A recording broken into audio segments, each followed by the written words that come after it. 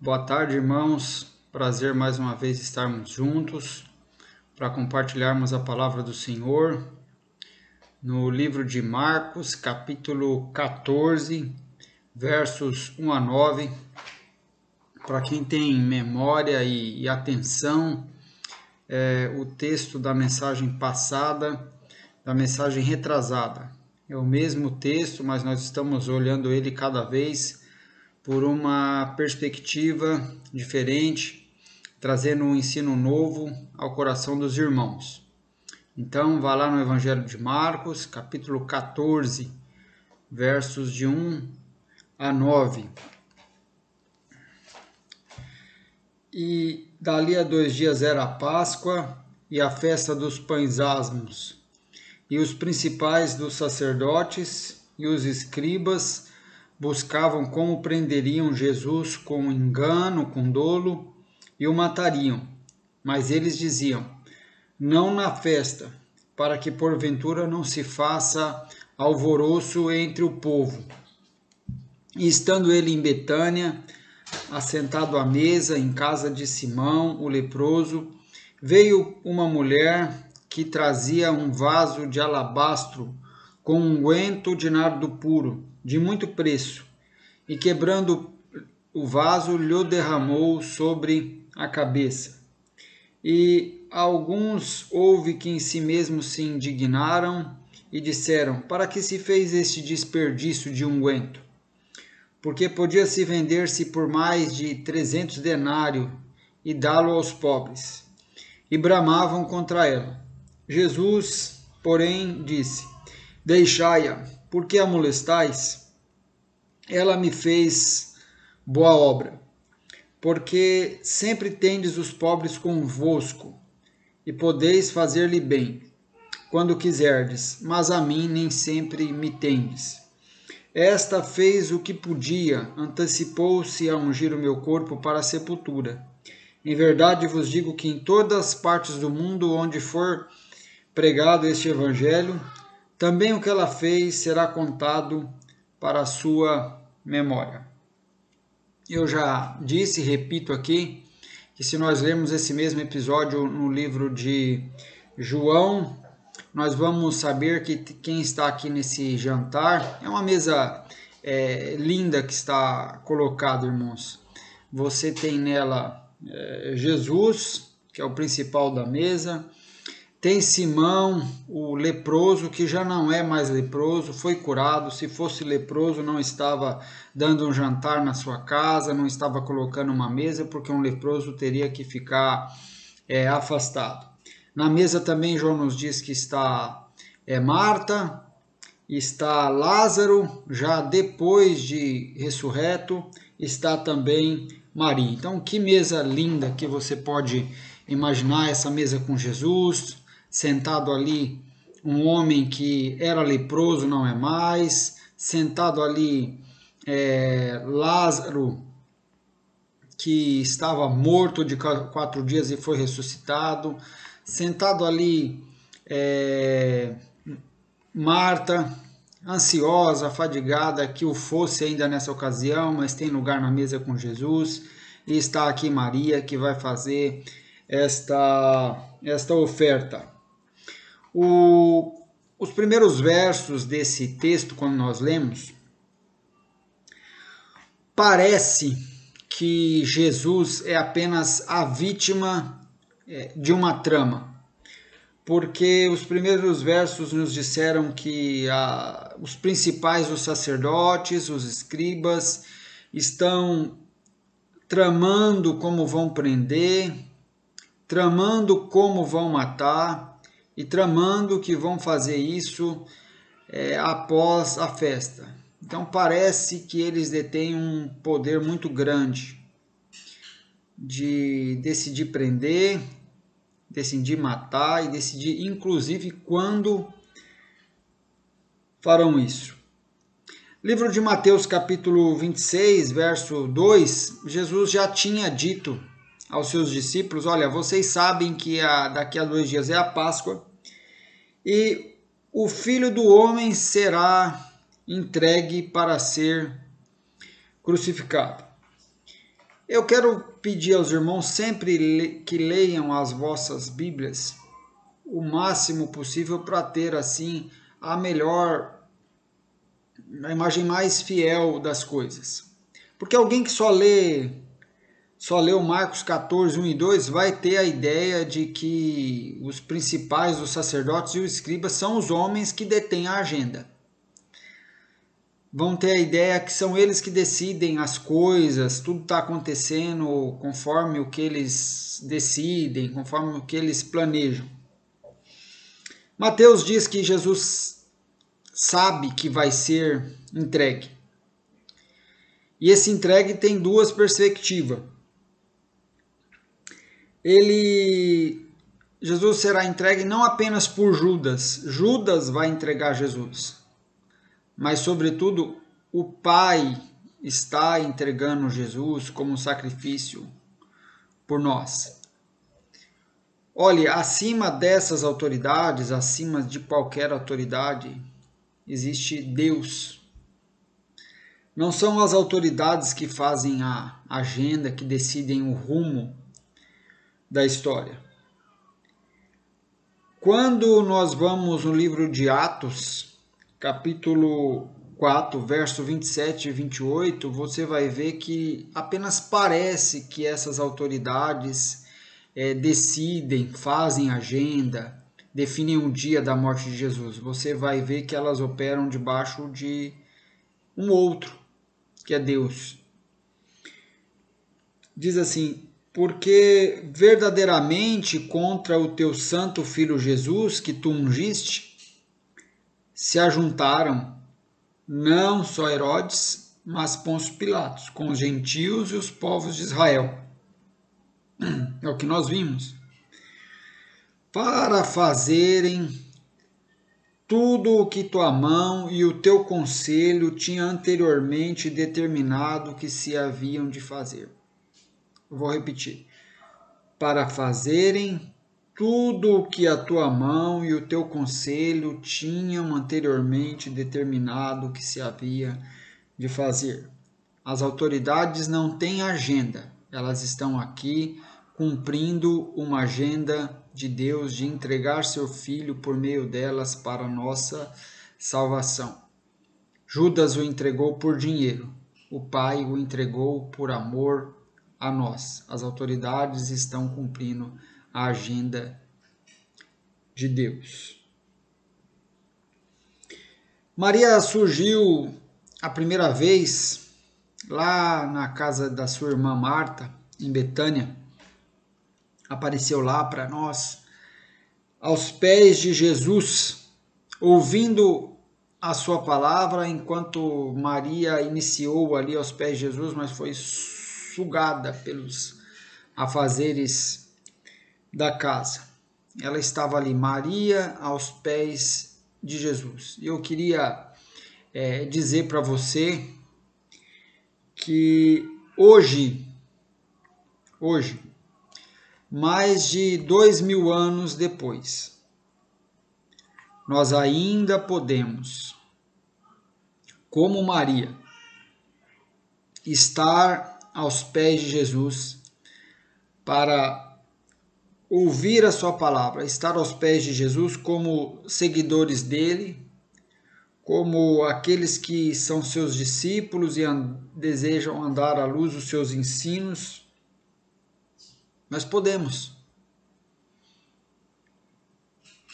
com o mesmo poder que ela ouviu aquelas palavras da boca dele, nós podemos ouvir aquelas palavras hoje. A palavra dele é viva, a palavra dele dura para sempre. Mas quando que nós podemos fazer isso? Como que nós podemos fazer isso? Toda vez que com esse espírito de conhecer a vontade de Deus, de conhecer a Jesus, de conhecer o seu caminho, nós abrimos as nossas Bíblias, nós abrimos a sua palavra, é aos pés de Jesus que nós estamos. E se Maria fez essa boa obra, ela só pôde fazer essa boa obra porque antes ela esteve aos pés de Jesus aprendendo dele. Você não pode fazer uma boa obra para ele, você não pode agradar ele por intuição.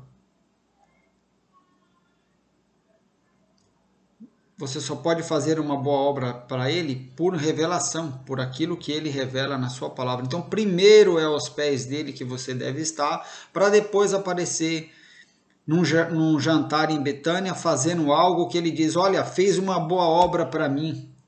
Para depois Ele dizer, olha, isso que foi feito aqui, onde for anunciado o Evangelho será pregado. Tudo isso aconteceu porque primeiro nós temos ela aos pés de Jesus. Por que hoje nós não temos muitas pessoas fazendo obras boas, significativas para Jesus? Ou talvez porque nós não estamos fazendo obras significativas para Jesus, que ele pode olhar e falar, olha, esse aqui fez uma boa obra para mim, porque a gente não tem estado lá aos pés dele. Então a gente não recebe da sua palavra poder para fazer uma obra significativa, e muito menos uma obra que quando nós formos ainda será contada, porque enquanto eu falo para vocês da obra de Maria, é em memória dela que eu falo, porque ela não está mais aqui. E é porque Jesus disse que em memória dela, onde esse evangelho fosse pregado, o que ela fez, seria contado. Mas antes disso, ela começou aos pés de Jesus. Eu queria rogar para você, com seriedade, fazendo o papel de pastor, rogar, ordenar para você em Cristo Jesus, que você não terceirize isso. Não passe o privilégio de você mesmo estar aos pés de Jesus para outra pessoa. Hoje nós temos muito recurso para aprender a palavra. Esse é um. A pregação agora via WhatsApp, à distância. Temos livros diversos, temos apostilas, temos vídeos no YouTube, temos recursos infinitos, mas ainda é essencial, é fundamental que você mesmo esteja aos pés de Jesus, conforme eu tenho dito, abrindo a sua Bíblia e lendo diretamente, sem uma relação mediada por pastor, por bispo, por apóstolo, por ninguém. Você e ele, de coração aberto como um discípulo, pedindo a iluminação do Espírito, desejando ser transformado no seu entendimento, desejando conhecê-lo melhor. Se você fizer isso com essa disposição, você vai aprender diretamente dele. Não precisa ser uma relação mediada, você não deve terceirizar isso. Fique você aos pés de Jesus. Não adiantava Marta cuidar dos serviços enquanto Maria aprendia, para que Maria levasse para ela o que aprendeu. Não, ela tinha o seu lugar ali, você tem o seu lugar ali. Não coloque isso daí para outra pessoa, não coloque sobretudo para mim. Eu tenho meu papel no ensino da igreja, eu não discuto isso, eu estou ciente disso, por isso que eu estou aqui domingo após domingo, quarta após quarta, dia após dia, cansado, mas incansável, desanimado, mas buscando ânimo, com preguiça e se esforçando, com outras coisas para fazer e abnegando de outras coisas para fazer. Eu sei o meu papel, mas não terceirize assim, não pense assim, olha, o pastor fica lá aos pés de Jesus, ele já me traz traduzido, interpretado o que ele disse. Não, fique você lá e ouça você mesmo as palavras dele. Internet, livro, apostilas são coisas boas, mas não substitua isso por estar lá aos pés de Jesus, você mesmo.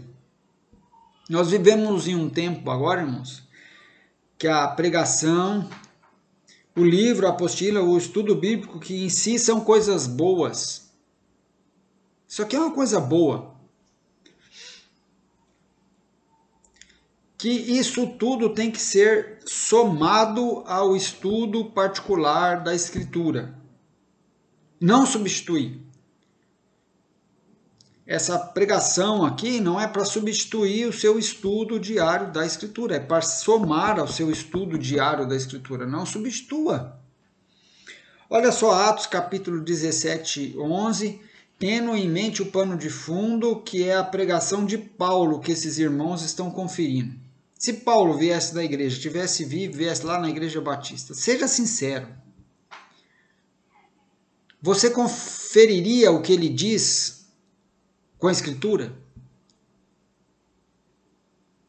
Ou só porque é Paulo você engoliria tudo? Você confere o que eu digo com a Escritura?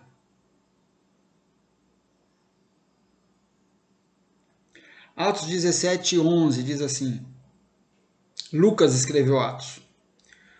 Ora, estes foram mais nobres do que os que estavam em Tessalônica. Eles fazem uma comparação entre os da Bereia e os que estavam em Tessalônica. E Lucas fala, os de Tessalônica são mais nobres. Por quê? Porque de bom grado receberam a palavra, examinando cada dia na Escritura se estas coisas eram assim. Entendeu? Eu não estou aqui para poupar nenhum de vocês do estudo diário, solitário, às vezes cansativo, mas proveitoso e insubstituível da Escritura. Isso daqui que nós fazemos não é para substituir o estudo diário das Escrituras. Pelo contrário que eu estou aqui. Estou aqui para rogar que você confira tudo o que eu digo com a Escritura. Os primeiros cristãos não tinham vídeos para assistir. Não tinham apostilas para ler.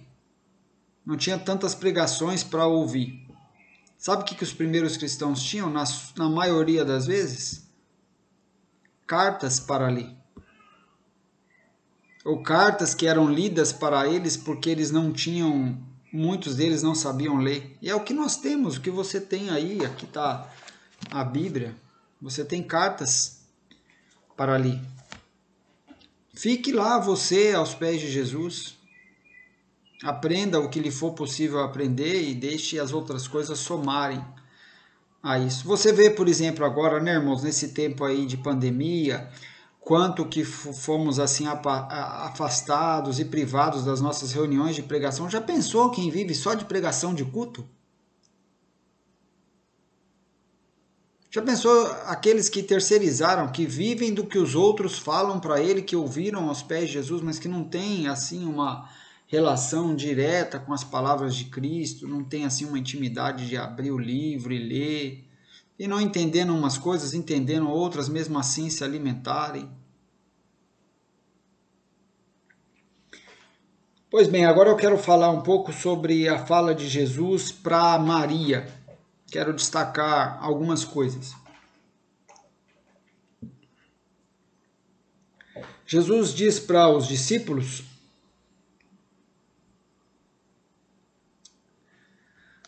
uma frase linda, linda. Eu estou afeiçoado a isso que ele disse. Ele disse para os discípulos assim, ó, ela fez o que podia. Ela fez o que podia.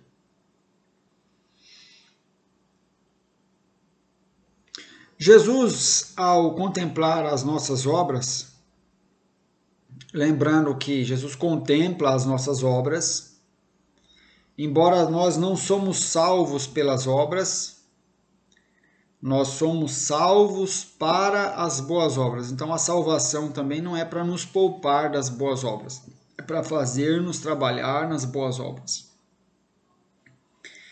Ao olhar as nossas obras, ele não nos avalia por comparação. Não nos avalia por comparação.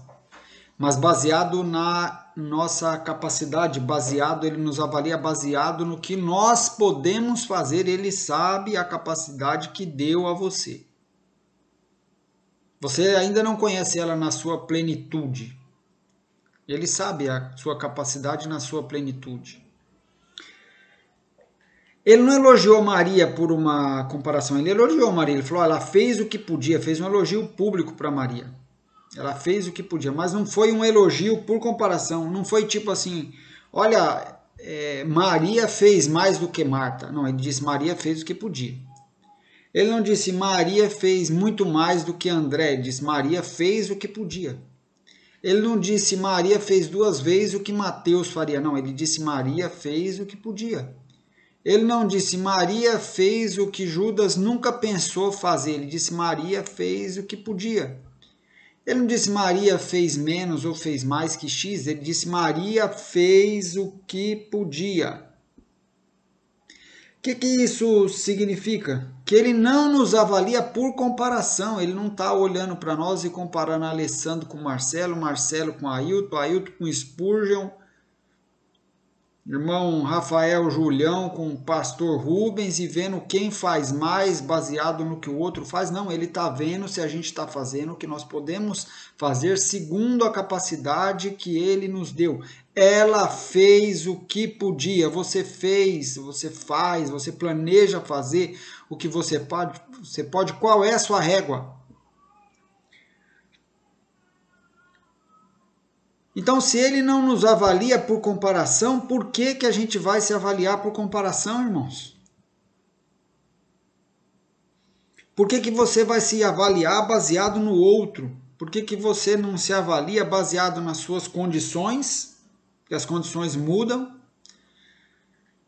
Na sua capacidade, nos seus dons, no seu momento também. Porque, exemplificando, o papai tem agora 75, 76 anos de vida. Ele não pode mais se avaliar mais baseado no tempo que ele tinha 40. Porque as condições dele mudou. Os dons dele vão operar de outra forma.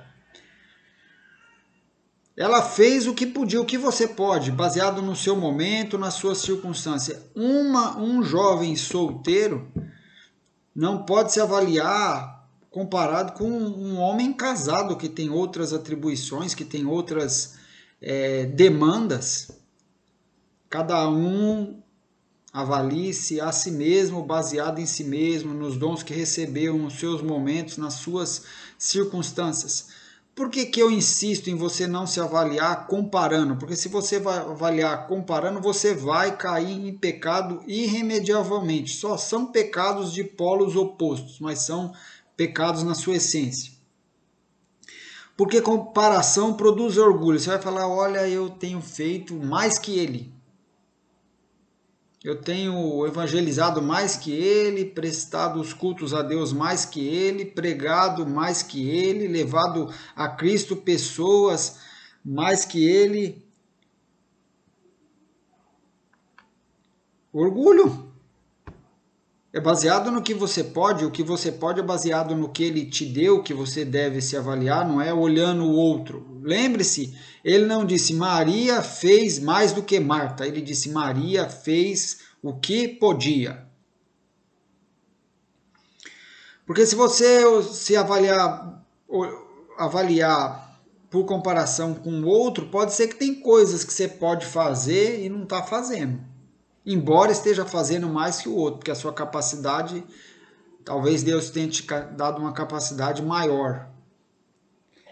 Esse é um polo. Outro polo é que pode produzir baixa autoestima, para assim dizer a palavra, que não sei se é a melhor palavra, mas acho que dá para se fazer entender. Por comparação, tem gente que por comparação se sente o máximo superior, tem gente que pela mesma comparação se sente o lixo. O nada, o zero, o coisa nenhuma, o insignificante. Porque pega a régua da comparação com o outro, em vez de olhar para si mesmo, para os seus potenciais, para os seus dons, para aquilo que Deus lhe deu.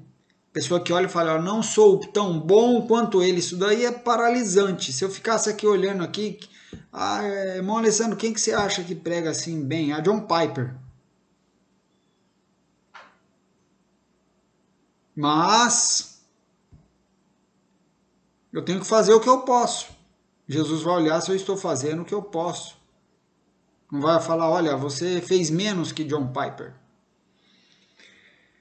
Então, em vez de gastar tempo se comparando, gaste tempo desenvolvendo o seu potencial ao máximo, fazendo o que você pode, conhecendo os seus dons, seus limites, se testando, ao invés de gastar tempo se maltratando e invejando. O padrão de recompensa das nossas obras não é por comparação, é baseado no que nós podemos, baseado no que ele nos deu. Olha só, Lucas capítulo 12, verso 48. Baseado no que você pode, baseado no que você recebeu. Diz assim: e a qualquer que muito for dado, muito se lhe pedirá. E ao que muito se lhe confiou, muito mais se lhe pedirá. Ao que muito foi dado, muito lhe pedirá. O que ele vai pedir de você? Só o que ele deu. O que ele vai exigir de você? Só o que ele confiou. Ele não vai pedir de você o que ele confiou para o outro. Ele não vai pedir para o outro o que ele confiou a você. Ele é justo e bondoso. Ela fez o que podia.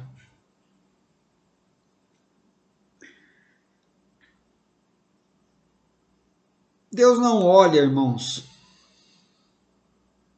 a quantidade do que nós estamos oferecendo ou a excelência do que nós estamos oferecendo apenas. Ele olha se nós estamos oferecendo, se nós estamos ofertando segundo as nossas condições. Não é pela quantidade do que você está dando, é pelas suas condições. De maneira que alguém que dá 10 pode ter dado mais do que alguém que deu 20. Porque às vezes essa pessoa que deu 10 fez o que podia e aquela que deu 20 se poupou. Lembra da oferta da viúva pobre, como Jesus avaliou? A oferta pequenininha, mas tinha dado mais que todos os outros. Nosso chamado é para abençoarmos as pessoas, conhecendo as nossas capacidades, esgotando elas, manifestando nossas capacidades para que a glória de Deus seja conhecida. Porque Maria, quando faz o que pode, comunica a virtude de Deus, a generosidade. A oferta dela é uma oferta generosa, comunica o caráter de Deus. Ela é filha de Deus, tem que manifestar a sua generosidade, tem que dar o que possui. E para você manifestar a virtude de Deus, o caráter de Deus, você não tem que dar mais do que ninguém. Você tem que fazer o que você pode. Jesus pode olhar hoje para você e dizer: Marcelo, você fez o que podia. Ailton, você fez o que podia. Rosana, você fez o que podia. Alguém nós podemos, nesse ponto aqui, nos defender, nos afastar e dizer o seguinte, falar, olha, mas se Jesus estivesse aqui, assim, se eu pudesse vê-lo como Maria viu, saber ali a sua estatura, o seu formato, o seu rosto, olhar nos seus olhos, ver ele aqui transitando nessa sala, sabendo que ele é aquele que ressuscitou Lázaro, que andou sobre as águas, que multiplicou pães, que morreu na cruz, que veio do céu, se encarnou, para o céu voltou, do céu virá. Ele aqui, eu faria muito mais. Falta-me assim a necessidade dessa sensorialidade com ele para eu fazer muito mais. A gente pode se esconder atrás disso, mas eu queria dizer que Jesus sempre está. Sempre está. Disfarçado, mas sempre está. Jesus está todas as vezes que nós estamos de frente do necessitado. É ali que Jesus está. Disfarçado, mas é ali que ele está. Olha só o que diz Mateus capítulo 25, 37 a 40. É um grande estímulo aqui para nós fazermos para Jesus uma boa obra. Ah, mas onde eu acho Jesus?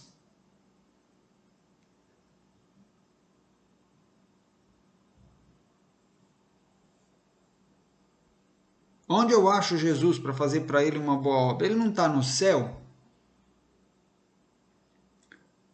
Então os justos lhe responderão, dizendo: Senhor, quando te vimos com fome e te demos de comer, e com sede e te demos de beber?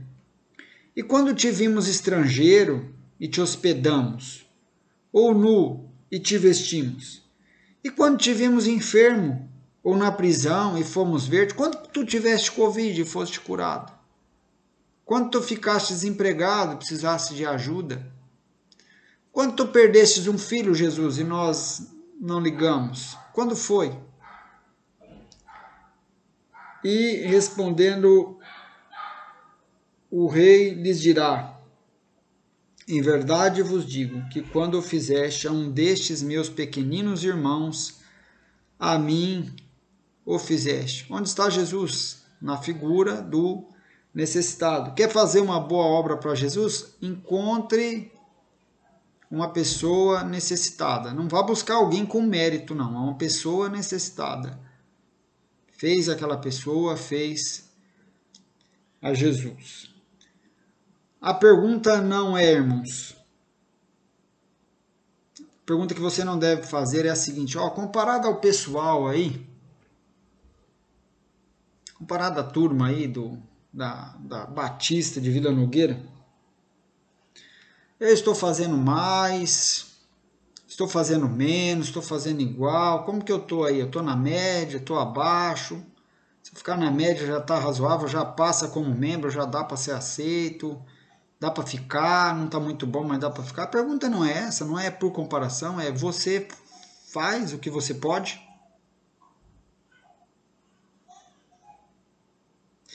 E aí fazer o que pode não exclui fazer sacrificialmente. Fazer o que pode não exclui fazer sacrificialmente, e sacrificialmente não no sentido apenas de um esforço. Porque essa é a tradução mais direta que a gente tem da palavra. Quando você ouve a palavra sacrifício, você pensa num esforço. Não, sacrifício no sentido de fazer algo que nos custa. Algo que não é barato fazer, algo que a gente tem que fazer até com algum prejuízo próprio. Porque o que Jesus fez para Maria e para Marta foi com prejuízo próprio. Ressuscitar Lázaro, se você tiver a disposição de ler ali o capítulo 10, 11, ressuscitar Lázaro faz ele ser mais buscado, odiado pelas autoridades. Isso vai apressar a sua morte. Tanto é que pretendem matar não somente ele, mas matar também a Lázaro. Sabia disso? Que eles intentaram matar Lázaro para assumir com a prova do que Jesus fizera, que era intolerável um homem ressuscitar um morto de 4 dias e Jesus ressuscitou. Então qual que é o único jeito? Matar Jesus, matar a prova. Então fazer sacrificialmente, quem faz o que pode, invariavelmente a gente faz com sacrifício, faz sem se poupar. E aí eu queria te convidar para ver aqui essa oferta de Maria. Ela chega por trás de Jesus com um vaso de alabastro com unguento de nardo puro de muito preço, e quebrando o vaso lhe derramou sobre a cabeça. Vaso de alabastro é o material que o vaso é feito. Provavelmente alabastro é uma pedra. Então o perfume estava condicionado num vaso de alabastro, nessa pedra. Assim como perfumes nossos estão condicionados em vasos de vidro, vasos de cristal, estava num vaso de alabastro. O modo mais simples para entender isso aqui é que ela estava derramando sobre Jesus um perfume importado caríssimo, por isso é um gesto sacrificial. Não tem perfume de lavanda, perfume de café, perfume amadeirado, perfume de sei lá o que. Perfume de rosas. Perfume de sei lá o que. O perfume aqui é da essência de nardo. Unguento de nardo, perfume de nardo. E aí ele traz aqui uma característica de nardo puro. significa que era um perfume não batizado, não misturado, puro. E por que eu disse que é um perfume importado? Porque, segundo os estudiosos, os livros que nos falam dos costumes, não havia nardo em Israel. Havia nardo nas cordilheiras do Himalaia. Então vinha de lá essa essência até Israel. O perfume vinha de lá, perfume importado. E o modo que ela faz essa oferta não permite que nada seja poupado, é tudo entregue, porque quebrou o frasco e derramou tudo. Quebrou o frasco, não tem como guardar, irmãos. Não tem como guardar, tá entregue, tá derramado. Se um vaso de perfume, se um pote de perfume seu aí quebrar, você sabe que se você deixar aquilo aberto, a essência vai embora. Então ela quebrou mesmo propositalmente, como quem diz, eu darei tudo. E você vê do livro de João, diz para nós que tinha ali 1 libra de perfume. 1 libra de perfume é 500 ml. Meio litro de perfume importado, caríssimo, foi o que ela derramou. Como que você usa o perfume? Normalmente eu tenho aqui alguns perfumes separados, mais baratinho para o dia a dia, um mais melhorzinho um pouco, com ocasião especial. Aí você só dá pouquinho. Normalmente aquilo é melhor, a essência fica. Ela pegou esse perfume de nardo importado, caríssimo, preciosíssimo, quebrou o vaso, derramou sobre Jesus. E como uma moça de uma família assim simples conseguiu chegar aí a ter meio litro de um perfume caríssimo, normalmente isso daí era comprado, você não chegava lá, me dá meio litro de perfume de nardo, não. Comprava gota a gota e guardava. Normalmente isso era guardado para a noite de núpcias, para o casamento dela. E aí aquilo que lhe é precioso, ela oferta, é um gesto sacrificial. Ela fez o que podia e fez com sacrifício, fez com generosidade. E caro, muito caro. Muito caro. Os discípulos vão dizer que poderia se vender aquele perfume por mais de 300 denários. De que quantia eles estão falando? Provavelmente de uma quantia que você não tem um perfume aí na sua casa desse preço. Que é o perfume que ela ofertou. 300 denários, um trabalhador trabalhava